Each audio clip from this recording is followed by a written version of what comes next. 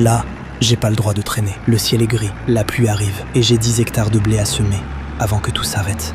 Alors, aujourd'hui, chaque heure compte. Ce matin, j'ai attelé le semoir, graissé, soufflé le tracteur, et hop, on est prêt à semer les blés d'hiver 2025. On va aller chercher de la semence à la coopérative. J'ai pas eu le temps de la réceptionner à la ferme, car je pensais pas semer aussitôt. Allez, c'est chargé, on y va. Je vais commencer par le plus grand morceau de 6 hectares. Après, on fera les 3 hectares le long de la ferme. Et je finirai par le petit morceau de 1 hectare.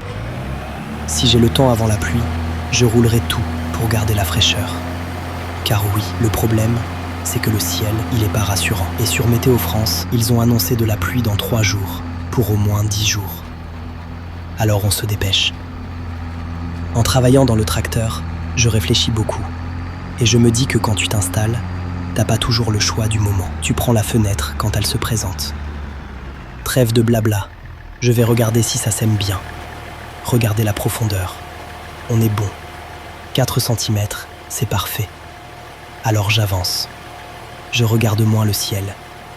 Et je me concentre sur le boulot. Allez, tout est bon. On va se faire un petit visuel en drone avec la ferme au fond.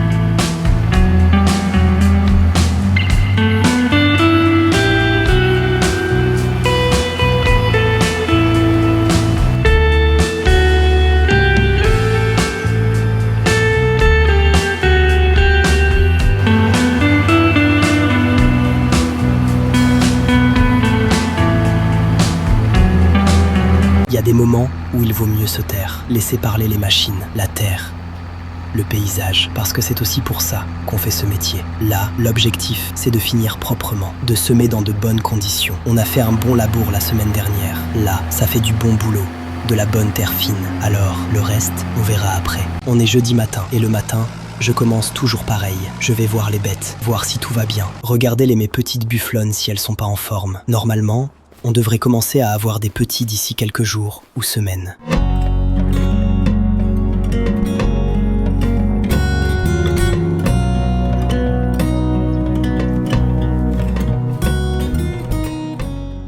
On va descendre en bas de la ferme, voir aux petites biquettes.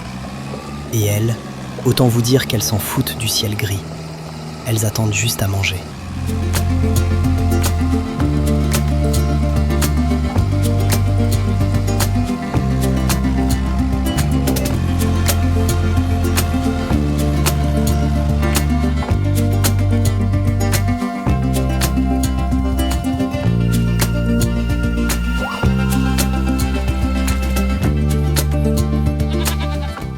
Quand je suis là avec elle, je me pose une question existentielle.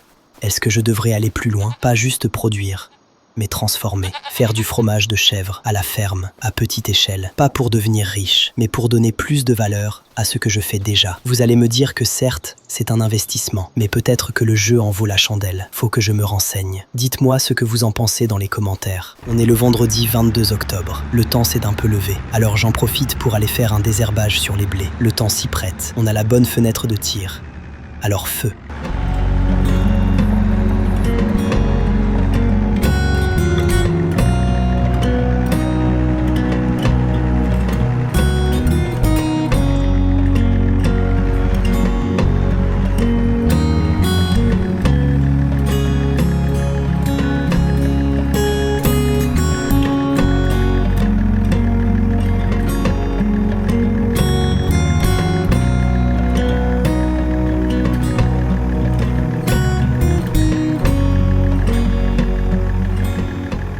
Je mets le PUV en eau.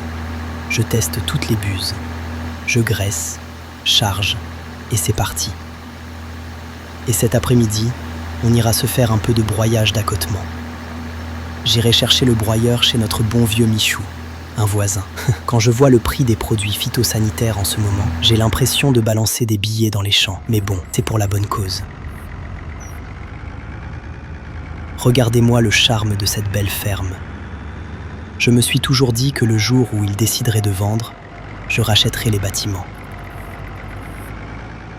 Allez, on attelle et c'est parti.